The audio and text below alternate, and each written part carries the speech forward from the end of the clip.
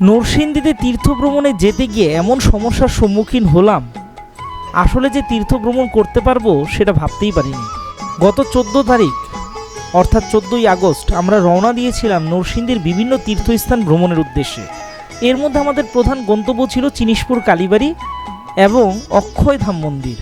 যাওয়ার শুরুতেই বাসের জ্বালানি সংকটের জন্য আমাদেরকে ঠিক করা বাসটি ফেলে নতুন আরেকটি বাস ঠিক করে যেতে হলো গন্তব্যের উদ্দেশ্যে।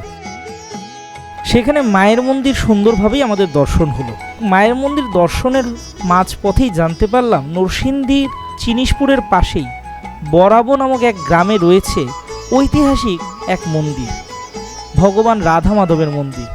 সেই মন্দিরটির নাম হলো শ্রী শ্রী কানাইলাল জিউ মন্দির এবং মন্দিরটি নাকি দেখতেও অসাধারণ সুন্দর। তো শুনে আসলে মন্দির দর্শনের লোভ সামলাতে পারলাম না। আমরা কয়েকজন মিলে চট করে চলে গেলাম সেই মন্দির দর্শনের উদ্দেশ্যে। মন্দিরের যাওয়ার পথে রাস্তার দু পাশ দিয়ে যা সুন্দর প্রাকৃতিক দৃশ্য দেখতে দেখতে গেলাম, মনে হচ্ছে যেন দু চোখ দিয়ে শুধু ভিটামিন ঢুকছে, প্রাকৃতিক দৃশ্যের ভিটামিন। কতদিন যে এত সুন্দর দৃশ্য দেখি না, আহা, তা বলে ভাষায় প্রকাশ করা যাবে না। এর মধ্যেই পৌঁছে গেলাম আমাদের কাঙ্ক্ষিত গন্তব্য শ্রী শ্রী কানাইলাল জিউ মন্দিরে। কানাইলাল মন্দিরে প্রবেশের শুরুতেই সেখানকার সিংহদ্বার দর্শন করে আমাদের সকলের হৃদয় এবং প্রাণ যেন ভক্তির আবেশে জুড়িয়ে গেল।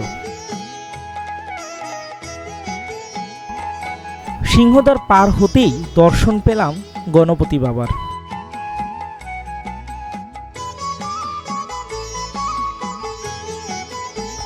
পাশেই রয়েছে সুপ্রশস্ত নাট মন্দির, আর নাট মন্দিরেই মাথা উঁচু করে দাঁড়িয়ে আছে শ্রী শ্রী কানাইলাল মন্দির।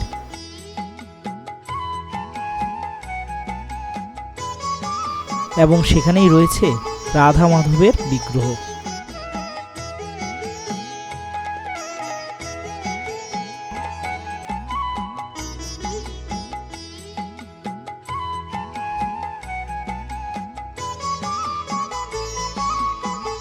বিগ্রহ দর্শন শেষে পুনরায় ফিরে আসি আমরা চিনিশপুর মন্দিরে। সেখান থেকে যেতে হবে অক্ষয়ধাম মন্দিরে। কিন্তু তখনই ঘটল ভীষণ বিপত্তি। বাসের যান্ত্রিক গোলযোগের কারণে অক্ষয়ধাম মন্দিরের মতো দূরবর্তী মন্দির দর্শনের সুযোগ আমাদের ভাগ্যে হলো না।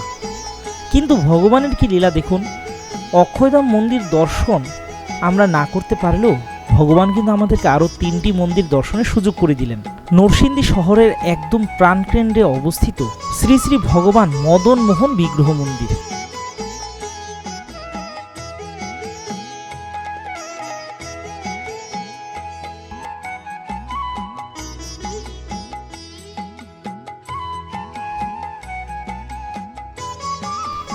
সেই মন্দিরে বসে আমরা কিছুক্ষণ কীর্তন করলাম এবং ভগবানের দর্শন লাভ করলাম।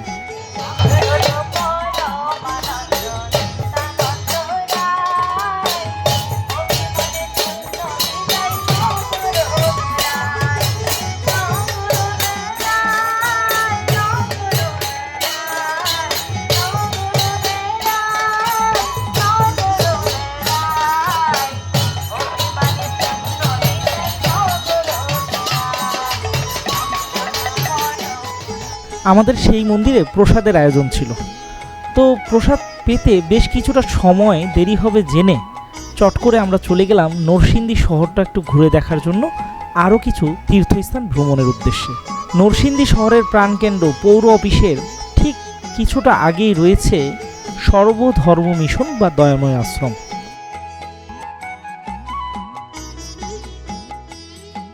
আমরা যখন সেখানে পৌঁছালাম ততক্ষণে সেই মন্দিরের দর্শন আরতি বা সন্ধ্যারতি সবই শেষ হয়ে গিয়েছে, তাই মন্দিরটি বন্ধ পেলাম। কিন্তু বন্ধ পেলেও মন্দিরের চারপাশের যে স্নিগ্ধতা তা কিন্তু আমাদের জন্য উন্মুক্তই ছিল। নরসিংদীর পৌরসভা অফিসের ঠিক পাশেই রয়েছে নরসিংদী শহরের আরেকটি বিখ্যাত মন্দির রামকৃষ্ণ মিশন, ঠিক সোনালী ব্যাংকের পাশেই অবস্থিত। রামকৃষ্ণ মিশনের দর্শনের মনোবাঞ্ছা নিয়ে যখন আমরা সেই সরু গলি দিয়ে এগোচ্ছি, জানতে পারলাম রাত 8:30টার পর মন্দির নাকি বন্ধ থাকে। তীব্র আক্ষেপ নিয়ে ঘাড় ঘোরাতেই এক ভক্ত আমাদেরকে জানালেন তিনি আমাদের মন্দির দর্শনের সুযোগ করে দিবেন। এই খবর শোনা মাত্রই যেন আমাদের হৃদয়ের মরুতে এক তুষার ঝড়ের আবির্ভাব ঘটল।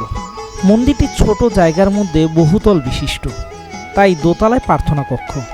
প্রার্থনা কক্ষে যখন প্রবেশ করলাম, এত সুন্দর কারুকাজ বা এত সুন্দর মন্দিরের প্রবেশ দেখে রীতিমতো ভগবানের প্রতি যেন কৃতজ্ঞতা আরও বেড়ে গেল যে প্রভু তুমি সত্যিই কত দয়াময়। আমরা যেখানে ফিরে চলে যাচ্ছিলাম সেখানে তুমি তোমার এত সুন্দর মন্দির দেখার সুযোগ আমাদেরকে করে দিলে।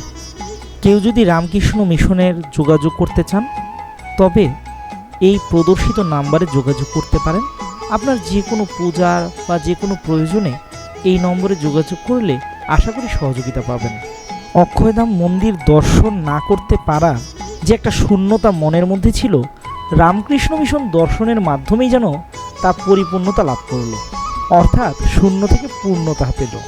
আর এরই মধ্যে আমাদের নরসিংদীর তীর্থ ভ্রমণ যাত্রার সমাপ্তি ঘটল। ভগবান চাইলে সামনে আরও তীর্থ ভ্রমণ করব এবং অজানা অনেক তীর্থস্থান আপনাদের সাথে শেয়ার করব। আরেকটা কথা তো বলাই হয়নি, এই সুন্দর তীর্থযাত্রার আয়োজন করেছে মহাকাল স্বয়ংসেবক ফাউন্ডেশন এবং বাংলাদেশ হিন্দু যুব মহাজোট যৌথভাবে।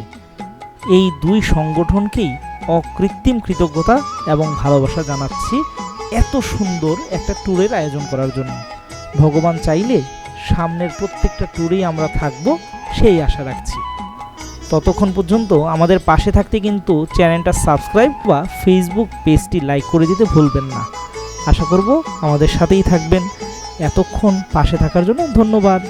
নমস্কার।